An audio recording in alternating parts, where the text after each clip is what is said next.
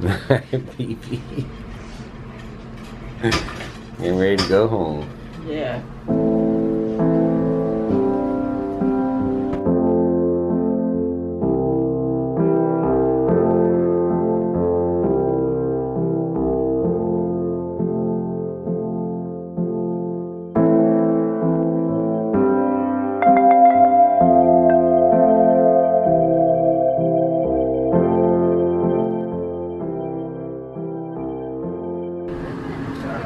Alright, BB. Ooh, relax, dude. What are you doing in here? So what happened to you? I had a mild stroke. Because of the accident? That's what they're thinking, yes. Yeah. And that was yesterday? Yeah, because of the whiplash. And your brain is still swollen, so you gotta see a neurologist? Yeah. Yepers. Yepers. And now they're getting ready to release you.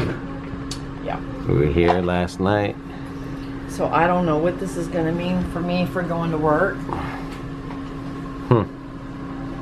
Honestly, I don't know. I mean, I was like, I guess as long as the swelling stays down and I'm not getting lightheaded and... Right, because you can keep on having a stroke until the pressure goes down. So they're going to keep me, they're going to change up some medicine. I have to stay on baby aspirin to keep my blood thin. They gave me a Levinox injection today, so I do not get a blood clot. So I have to take that medication. That is also a part of a narcotic to help with the inflammation of the swelling of the brain. Right. And the neck, and for pain. And this accident happened 3 weeks ago. January 24th. And we didn't go. Well, it doesn't matter what day, because when this video goes out, I mean, it doesn't matter. Of course, you know what I'm saying. But the point is from this point that we were here today. Let me stress that if you are in an accident, and it doesn't matter, you need to go to the hospital. Especially if you have a headache. Especially if you have a headache after an accident, you need, and it doesn't matter if the bumper's ripped off or if the engine is inside the car. It's just you have a headache, you need to go. Because again, this is 3 weeks after the incident. And you were at work, and what happened? And I also found out today that having a blackout, you do not need to pass out to have blackouts. You can do what I was doing, to where that was like a zone out, to where you're not able to comprehend. You have the deer in the headlight look. Yep, because you're a phlebotomist and you were drawing blood and writing stuff down, and it was all wrong. Focus. I was looking at it, like this says care packs, and I was looking at it, and I have to write the patient's name on the tube. Well, I'm looking at it,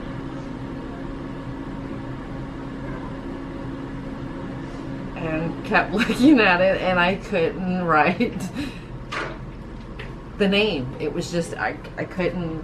I'm looking at it, but I couldn't comprehend what I should have been doing, and I was having blackouts. Right. What that means was the brain was just neurologically, the brain was not functioning at that point. And was it a minor blood vessel that blew? Yeah. Yeah. So you had a minor blood, and they checked for blood in your head, and luckily when it blew, it sealed as quickly, or pretty quickly, as soon as it did blow. Right. Otherwise, it would have kept bleeding. I was starting to slur my words, because my supervisor said I was starting to slur my words, which at that point I didn't realize I was. So thank God she picked up on it, and my coworkers did. And I wasn't, I was starting to lose my balance. What was the test that you did again? I don't know if you mentioned the test. I did a CAT scan. 2 of them. I did 2 of those. I did an MRI this morning. I did a ultrasound of my carotid arteries of my neck to make sure they were not blocked from cholesterol or any blockage for that. And they also did more x-rays of my cervical spine, which is doing the x-rays with your mouth open so they can see the very top back here. And then they had you on therapy. They did a couple of tests on you, like hand walking, and eye coordination. Hand and eye coordination. And they sent the therapist down today. I had to walk the hall, and I was trying to be cute and walk, and then, you know, one foot up and walk, another foot up.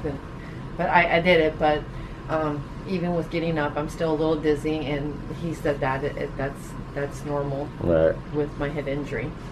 All right, well, I'm getting ready to get checked out. So and then you have to see a neurologist. Yeah. All right, so we'll bring this back. Let's get you ready to get home, and then. All right, BB. This is 3 weeks after that hospital video. Yes, fiasco. And now that we're getting an idea on what's going on with you, let's start spitting it out. All right. Well, y'all know I go to the hospital because my head feels like it wants to explode. No, you went to the hospital because you were at work. You fainted. I started, yes. They called me up. Blackouts. Speech was getting slurred. Vision was slurred, you know, off. Walking was off. My balance was off. So go to the hospital, which is the video that you seen before. This one just started, and they told us. They tell us that you've had a stroke. And about half your family, my family, co-workers, we about died. Freaking out because everyone, including us, is thinking I've had a stroke because of this car accident that we were in. Right, and we kept on telling the hospital, listen, we were just in the car accident. She hit her head on the thing. We think she has a concussion. And no, that doctor just came out and looked right at us and goes, no, you had a stroke. Yep. So that's what the CAT scan showed. Well, then they keep me overnight. They do an MRI of my head, and then they say I have an old stroke. And I'm like, how can I have a stroke if I don't have any symptoms of having a stroke? And supposedly you had a stroke in the middle of the night. So basically they were thinking because I snore, and I snore loud because I can wake myself up.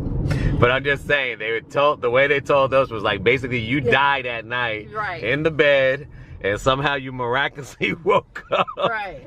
And that you might have AFib. So they put BB through some more tests. They put me through echograms, heart monitor for 24 hours. Guess what? There's nothing wrong with my heart.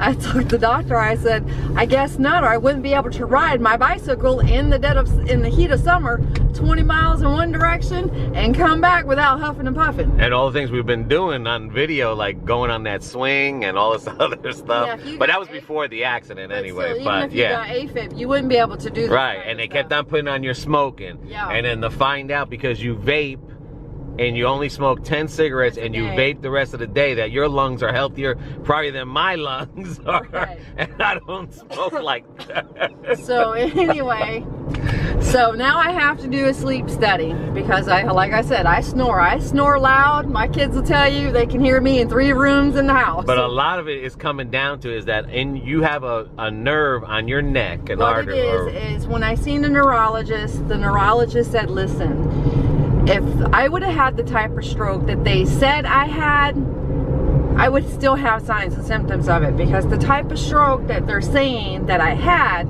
that I didn't have, it affects your vision, it affects your speech, your balance. If anyone's ever had vertigo to where you feel like the room is spinning, well, this is the type of stroke. And mind you, for weeks up to this point that we found out Monday, we're treating you like a stroke victim. Right. And it wasn't until after all the test results came in that your nerve in your neck is twisted and it's supposed to be straight. My carotid artery, they did an ultrasound in the hospital. Will it come back inconclusive? That's all they told me. So when I went and seen my neurologist, he was like, Bonnie, did you happen to see the Right, he compared the two things. I was like, no. And he's like, well, honey, the reason it come back inconclusive because yours don't run straight up and down like most people. And if you see how BB has the seatbelt, the day of the accident, we heard a boom. She twisted she turned like towards this. me, and then we got hit, and then she got thrown. Boom. So a lot of that curvage is coming from this concussion. And the accident. Right, we both have a concussion, but yours is worse. Right. And you have a pinched nerve, and I possibly have a pinched. My ACDF surgery was probably just done for nothing, because that probably got all screwed up. But we won't know until my MRI comes back. But the whole point that's coming down is that you're okay. Yes, I am okay. You have a concussion. Some people did notice our previous videos how you were like just staring into space, and this was all because of the concussion. And you'll probably see me like that for a while, because even my neurologist said it could take up to 6 months for my brain to heal. Yeah. He said right now my brain is mush. It's bruised, it's sore, and like he said, if I'm not getting enough proper sleep, which I'm not. Right. I'm not. And but he told me to tell hubby here to leave me alone and let her sleep, that she's... Yeah, well, I mean, we had to go to freaking therapy. We're under a lot of stress right now, trying to get the cars. I mean, and then we get these headaches. But we'll talk more about that. But we just wanted to show, you know, that we're okay. You know, the videos are getting more updated. We're getting things are starting to get back into a normal rhythm. Right. Hopefully a lot more normal. And we just want to let everyone know, you know, like, hey, we are okay. I'm gonna be okay. I just got a lot of healing to do. Yeah. So bear with us. So if you see me talking to him and I'm like spaced out, it's not because I'm not interested in what's going on. Right, it's that this concussion, they heal. I wake up with a headache, I go to bed with a headache. And there's no cure for concussion. That your brain has to come down from it. Yeah. All right, well, until our next video. See you guys. See ya. And be safe. And peace.